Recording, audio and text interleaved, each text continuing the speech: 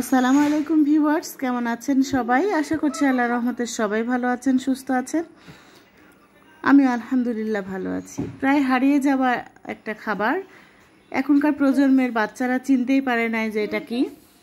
তো আপনাদের একটু দেখিয়ে দিলাম। প্রথমে যে প্লেটের ভিতর রয়েছিল ওগুলো হচ্ছে তিল। তো তিলের মজাদার ভর্তা বানাবো আজকে, ভাবলাম আপনাদের সাথেও শেয়ার করি। আমরা কিন্তু ছোটবেলায় এই তিলের ভর্তা অনেক খেয়েছি। শুধু এই তিলের ভর্তা হলে আর অন্য কোনো কিছুর প্রয়োজন হয় না, একেবারে তৃপ্তি করে খাওয়া যায় এই তিল ভর্তা দিয়ে ভাত। তো তিলের ভর্তাটা বানানোর জন্য প্রথমে আমি তিলটাকে ভেজে নিলাম। চুলাতে একটা কড়াই বসিয়ে আগে কড়াইটা গরম করে নিতে হবে, তারপরে তিলগুলো দিয়ে একেবারে লো হিটে মুচমুচে করে ভেজে নিতে হবে।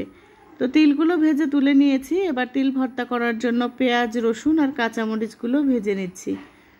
আমার মায়ের হাতের এই ভর্তাটা ছিল অসাধারণ।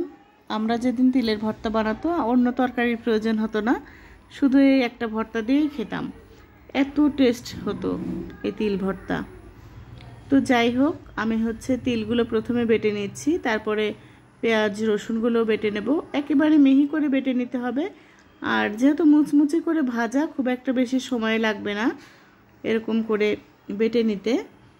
তবে এই ধরনের ভর্তা কিন্তু পাটায় ভর্তা করলেই বেশি ভালো লাগে, ব্লেন্ডারে ভর্তা করলে ভালো লাগে না। তো আমি একেবারে মিহি করে বেটে নেওয়ার জন্য সব কিছু মিশিয়ে নিয়ে আর একবার বেটে নিচ্ছি। আলহামদুলিল্লাহ, আমার তিল ভর্তাটা অসাধারণ ছিল, অনেক তৃপ্তি করে খেয়েছি অনেক দিন পরে। আপনারাও চাইলে এরকম করে তিল ভর্তা বানিয়ে খেতে পারেন। তো কার কার কাছে তিল ভর্তা ভালো লাগে অবশ্যই কমেন্টে জানাবেন। আল্লাহ সবাইকে ভালো রাখুন। আজ এ পর্যন্তই। আসসালামু আলাইকুম।